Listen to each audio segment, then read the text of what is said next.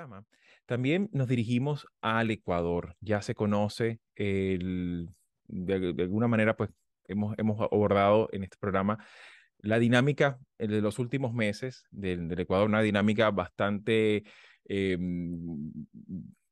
disputada. Ha habido muchísimas circunstancias que han llevado a este proceso de muerte cruzada, que bueno, ya de alguna manera lo que sí ha tenido un efecto tangible es que ha amainado parcialmente las tensiones y de alguna manera pues ha abierto la puerta a una dinámica electoral sobrevenida sobre la cual ya tenemos nombres y apellidos. Tenemos actualmente 8 binomios, que es como le llaman eh, en Ecuador, 8 binomios ya inscritos y que entran en carrera, una carrera en la que también hay varias características que me gustaría un poco su apreciación de conjunto y que hablan también bueno, de un interés generalizado por, a pesar que sea el premio, por llamarlo de alguna manera, sean simplemente 2 años de mandato para finalizar este calendario electoral que ya ha iniciado, pero a pesar de ello, pues es una lucha que arranca recién con 8 candidaturas y que, bueno, hablan también de esa misma fragmentación del propio electorado. En este contexto, Marisabel, me gustaría un poco también tu mirada sobre cómo estás viendo esta dinámica sobrevenida, esta dinámica electoral que recién comienza con estos 8 binomios. Bueno, justamente a mí me parece que lo que está claro es primero la cantidad de candidatos y sobre todo la procedencia de esos candidatos, ¿no? Porque tenemos unos que ya han sido candidatos, ahora van en la fórmula, no como candidatos a la presidencia. También hay unos, digamos, aspirando nosotros los venezolanos decimos pescar en río revuelto, ¿no? Ajá. Hay algunos que pareciera que andan en esa misión. He visto comentarios, ¿no? De gente en Ecuador al respecto y luce que va a ser bien difícil por esa misma fragmentación, pero yo traigo a colación más bien el planteamiento que hace Manolo en uno de sus últimos artículos sobre esa conexión que hay, o más bien la desconexión, ¿no? En todo caso, de esa figura presidencial o presidencial, el candidato, el líder del partido, y el partido como un aparato o como una estructura subordinada.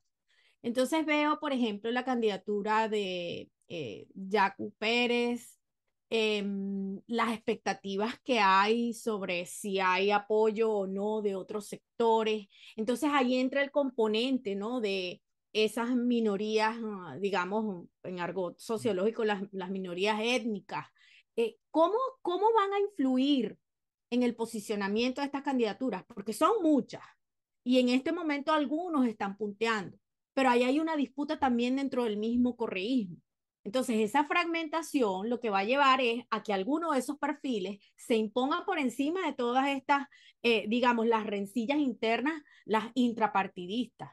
Y Ujú. ahí es donde vamos a obtener quizás no un escenario como el que tuvimos con Lazo, quizás uno como el de Castillo en Perú. Entonces, bueno, es lo que yo Sí, quizás veo desde afuera.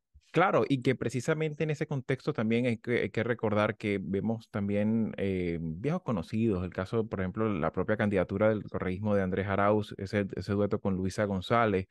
También está el caso a propósito de esta fragmentación con la que afronta esta precampaña ecuatoriana, em, la propia izquierda, que es el caso particularmente de Fernando Villavicencio y Andrea Gómez, que es el parte del apoyo principal que tiene el Partido Socialista Ecuatoriano, y que esta figura eh, encierra ciertos elementos que podrían ser reveladores de lo que podría ser, no tan solo la campaña ya entrados en materia, sino sobre todo cuál podría ser la situación en la que se enfrenten este gobierno, un eventual gobierno de tendencia política diferente, ¿no?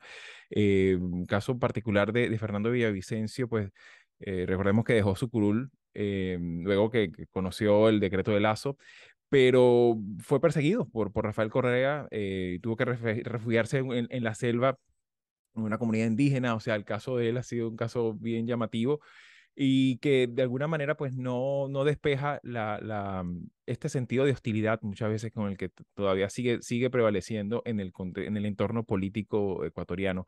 En este sentido, Manolo, me gustaría un poco tu apreciación de conjunto de cuáles son, porque claro, vemos también a Yacu Pérez, vemos Sí. también a Jan Topic y Diana Yacom, que vendría siendo como este sector que representaría la derecha, ¿no? O la centroderecha. ¿Cómo ves tú esta mini sociología electoral embutida en pocos meses para una elección? Bueno, yo subrayar dos cosas. Primero, que ya habéis dicho.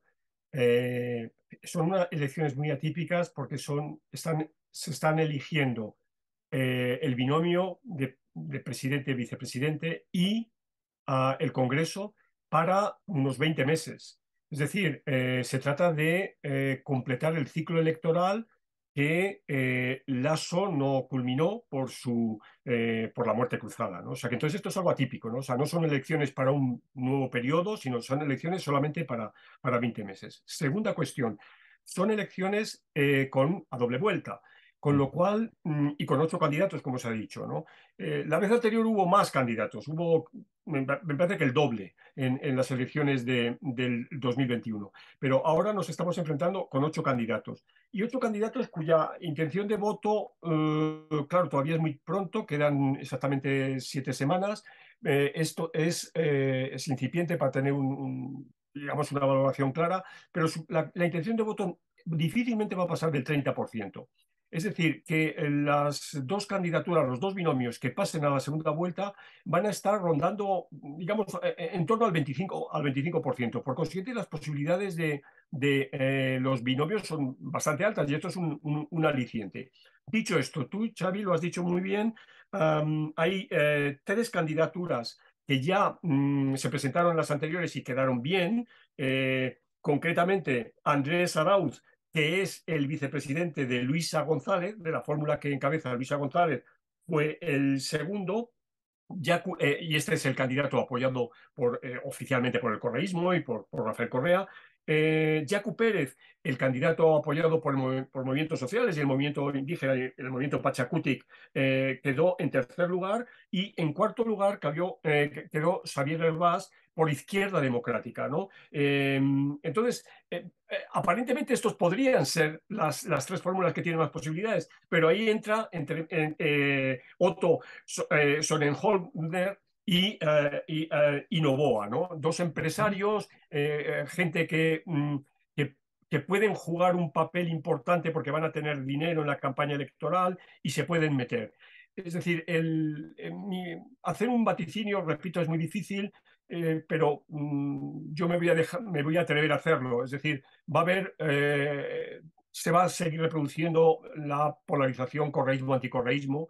Por consiguiente, a la segunda vuelta, Luisa González y Andrés Arauz van a pasar y la gran cuestión es contra quién. Y eso Claro, tendrá mucho que ver luego en la segunda vuelta para dirimir quién es el binomio finalmente ganador. Y una última cosa, esto no va a evitar que el Congreso de los Diputados vuelva a tener una fragmentación enorme y una dificultad, por consiguiente, muy grande de elaborar una coalición gubernamental mínimamente viable en favor de la gobernabilidad. claro, claro. Esto, por supuesto, va a ser complicado, sobre todo, y va a condicionar muchísimo ese curso político restante de 2 años, ¿no? De mandato. Por tanto, de alguna manera también es algo llamativo y que estuve viendo un poco la demoscopia sobre esta sociología electoral que se abre en Ecuador. Es llamativo un poco el desaliento de la sociedad civil con respecto a las grandes promesas, ¿no? Esto de alguna manera pues ya habla con este antecedente de dificultades también con el poder legislativo histórico que ha tenido en estos últimos años, pues es llamativo cómo esto ha percolado también a las expectativas ciudadanas, ¿no? En ese sentido, pues por supuesto estaremos al pendiente de lo que vaya ocurriendo y lo que se vaya desarrollando en esta dinámica electoral que va a tener en el 20 de agosto una nueva un nuevo evento electoral sobrevenido en nuestra región. Así que bueno, estaremos atentos para ello. Aquí te interesan los temas que hemos abordado, puedes ayudarnos a seguir publicando estos fragmentos, dándole like, compartiéndolos, comentando y suscribiéndote al canal. El audio de la entrevista completa lo puedes conseguir en la página latinoamerica21.com/podcast y en las principales plataformas de audio. Subimos videos nuevos todas las semanas, así que nos volveremos a ver muy pronto.